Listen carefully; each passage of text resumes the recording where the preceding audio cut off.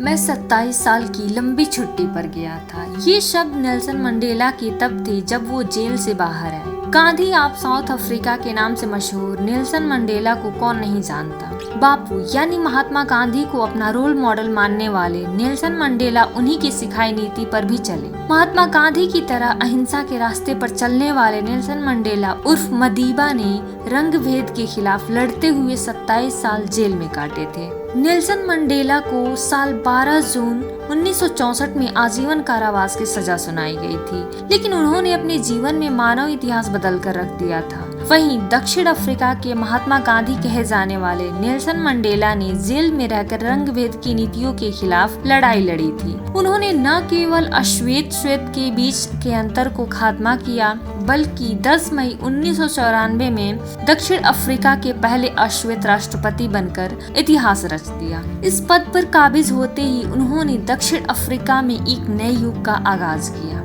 तो दोस्तों आइए जानते हैं नेल्सन मंडेला के विषय में ऐसे ऐतिहासिक तथ्य नॉलेज फैक्ट 109 यूट्यूब चैनल पर। साल 1980 में अमेरिका ने नेल्सन मंडेला की पार्टी अफ्रीकन नेशनल कांग्रेस को आतंकी संगठन घोषित कर दिया था। ये बात है साल 1990 की, जब नेल्सन मंडेला अपनी रिहाई के बाद अमेरिका की ऐतिहासिक यात्रा पर थे। ये जानकारी एक बहुत ही फेमस ब्रिटिश अखबार ने छापी थी। द इंडिपेंडेंट की रिपोर्ट में कहा गया कि मंडेला जब अमेरिका गए थे, उनकी पार्टी ANC उस समय तक अमेरिका सरकार के आतंकवादी संगठनों की लिस्ट में शामिल थी। बाद में मंडेला समेत अफ्रीकन नेशनल कांग्रेस के काफी सदस्यों का नाम इस लिस्ट में बाइज्जत हटाया गया। वहीं 18 जुलाई साल 1918 को नेल्सन मंडेला का जन्म दक्षिण अफ्रीका में हुआ। बचपन में उन्हें प्यार से सभी मदीबा कहकर बुलाते थे। उन्होंने सालों से चल रहे रंग भेद को जड़ से उखाड़ फेंक देने के लिए दक्षिण अफ्रीका की धरती पर लड़ाई लड़ी। राजनीति के अलावा मंडेला एक सोशल एक्टिविस्ट थे। वो महात्मा गांधी की तरह अहिंसावादी समर्थक थे।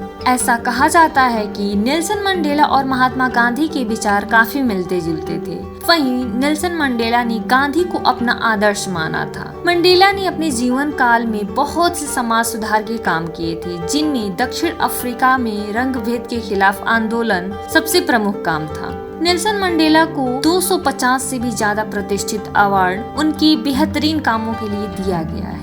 मंडेला पहले गैर भारतीय शख्स हैं जिन्हें भारत रत्न का सम्मान भी दिया गया है। इसमें दुनिया का सबसे प्रतिष्ठित अवार्ड नोबेल पुरस्कार भी शामिल है। साल 2009 में संयुक्त राष्ट्र महासभा ने रंग भेद के खिलाफ किए गए मंडेला के संघर्ष को याद करते हुए उनके जन्मदिन को मंडेला दिवस घोषित कर दिया था। जब मंडेला महज 12 वर्ष के थे, तभी उनके सिर से पिता का साया उठ गया था। यही वो वजह थी कि वो समय से पहले ही परिपक्व हो गए थे। बचपन में ही पिता के गुजर जाने के बावजूद उन्होंने अपनी स्कूल और कॉलेज की पढ़ाई पूरी कर ली थी। मंडेला आजीविका की तलाश में साल 1941 में अपना गाँव छोड़कर जोहान्सबर्ग चले गए, जहाँ उन्होंने एक लॉ फर्म में नौकरी की। मंडेला ने बचपन से अश्वेत होने की वजह से रंग भेद देखा था।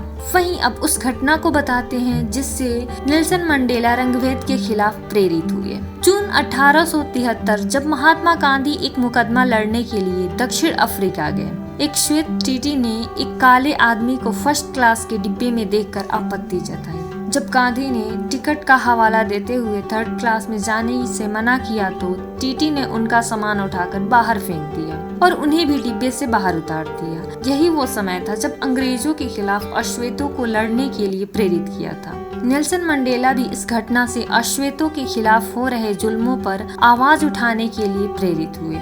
वहीं साल 1944 में मंडेला अफ्रीकी नेशनल कांग्रेस के सदस्य बने। वहीं धीरे धीरे मंडेला की लोकप्रियता पार्टी के भीतर और बाहर भी बढ़ने लगी। देखते ही देखते वो पार्टी के राष्ट्रीय उपाध्यक्ष बन गए। एक अश्वेत की इतनी तेजी से बढ़ती लोकप्रियता तत्कालीन सरकार को रास नहीं आई और आंदोलनों की वजह से उनके ऊपर देशद्रोह का मुकदमा चलाकर उन्हें 5 साल की सजा सुनाई गई। वहीं जब नेल्सन मंडेला अपनी युवा अवस्था में थे तो उस दौरान उनकी भी सोच हिंसात्मक रही थी। वो भी दूसरे क्रांतिकारियों की तरह इस बात में यकीन रखते थे कि जो चीज मांगने से न मिले उसे हथियार का इस्तेमाल कर छीन लिया जाना चाहिए। जब वो 5 साल की सजा काटकर बाहर आए तो उन्होंने एक बार फिर हिंसा का मार्ग चुना और इस बार देशव्यापी हड़ताल करवाई, जिसके बाद सरकार को मौका मिल गया और इस बार सरकार ने उन्हें राष्ट्रद्रोह के जुर्म में उम्र कैद की सजा सुनाई और वो 27 सालों तक जेल में रहे। वहीं जब नेल्सन मंडेला 27 साल के बाद जेल से बाहर आए तो वो पूरी तरह से बदल चुके थे। इसके पीछे की वजह थी कि उन्होंने जेल में रहने के दौरान अहिंसा और गांधी जी को लेकर बहुत कुछ पढ़ा और उस पर अमल किया।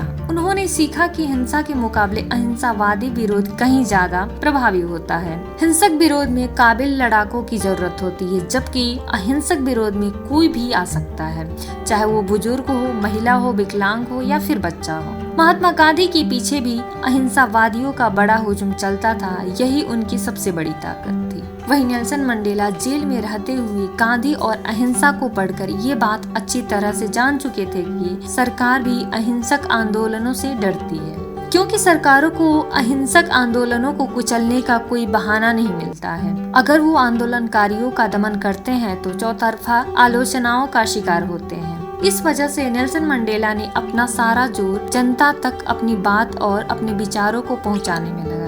वहीं मंडेला अब तक ये बात पूरी तरह से समझ चुके थे कि कोई उनकी अहिंसक आंदोलन को नहीं कुचल सकता। उन्होंने जनता को बताया कि अगर दबे कुचले लोगों ने जन विरोधी सत्ता को उखाड़ फेंकने का संकल्प ले लिया तो फिर उनके आंदोलन को दुनिया की कोई ताकत नहीं मिटा सकती। जब सरकार शांतिपूर्ण आंदोलन को कुचलने के लिए अपनी पूरी ताकत झोंक दे तो मान लेना चाहिए कि हुक्मरानों को उस आंदोलन की शक्ति समझ में आ गई है। जहां नेल्सन मंडेला ने जनता को अहिंसा के बारे में बताया और अहिंसा का सबसे जरूरी मंत्र बताते हुए जनता को अपने समर्थन में लिया। मंडेला ने कहा कि आत्मनियंत्रण अहिंसा का सबसे जरूरी मंत्र है। कोई आपको कितना भी उकसाए, आपको अपने ऊपर नियंत्रण रखना है। जेल में रहते हुए मंडेला ने अपने ऊपर भी ये नियम लागू किया और कामयाब हुए। मंडेला ने अपने विरोधियों यानी अंग्रेजों को भी समझने की कोशिश शुरू कर दी और अफ्रीकी लोगों के बारे में कई किताबें पढ़ी। वहीं जहां नेल्सन मंडेला जब 27 साल बाद फरवरी 1990 में जेल से बाहर आए तो अश्वेतों ने उनका बड़ा जोरदार स्वागत किया। उनकी रैलियों में ज्यादातर अश्वेत लोगों का जमावड़ा होता था, लेकिन वो इस दौरान श्वेत यानी कि गोरे लोगों का भी भरोसा जीतने में कामयाब रहे। उनकी रिहाई के 2 साल बाद यानी साल 1992 में दक्षिण अफ्रीका में रंगभेद संबंधी जनमत संग्रह हुआ। करीब 33 लाख श्वेत वोटरों से पूछा गया कि क्या वे रंगभेद का कानून खत्म करना चाहते हैं। इनमें से 69% ने इसे खत्म करने का समर्थन किया। तब तक मंडेला श्वेत लोगों में भी काफी लोकप्रिय हो चुके थे। साल 1995 जून का महीना और जोहान्सबर्ग के रग्बी स्टेडियम में जब नेल्सन मंडेला पहुंचे तब हजारों श्वेत पुरुषों और महिलाओं ने उनका जोरदार स्वागत किया और पूरा स्टेडियम नेल्सन नेल्सन के नारों से गूंज गया। आपको बता दें कि ये वही भीड़ थी जो कभी मंडेला को आतंकवादी मानती थी।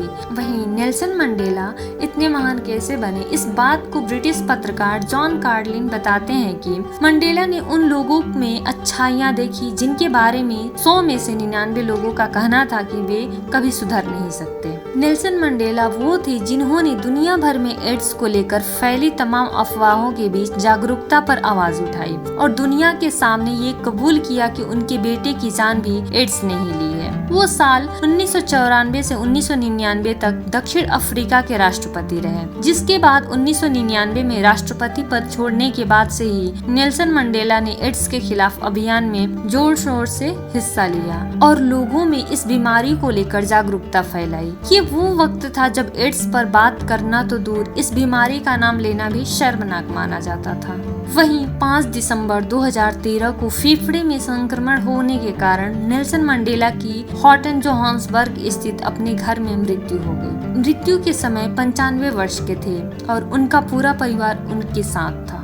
वहीं उनकी मृत्यु की घोषणा राष्ट्रपति जेकब जुमा ने की। तो दोस्तों, आपको ये जानकारी कैसी लगी कमेंट बॉक्स में कमेंट करके जरूर बताएं और वीडियो को ज्यादा से ज्यादा लाइक और शेयर करें।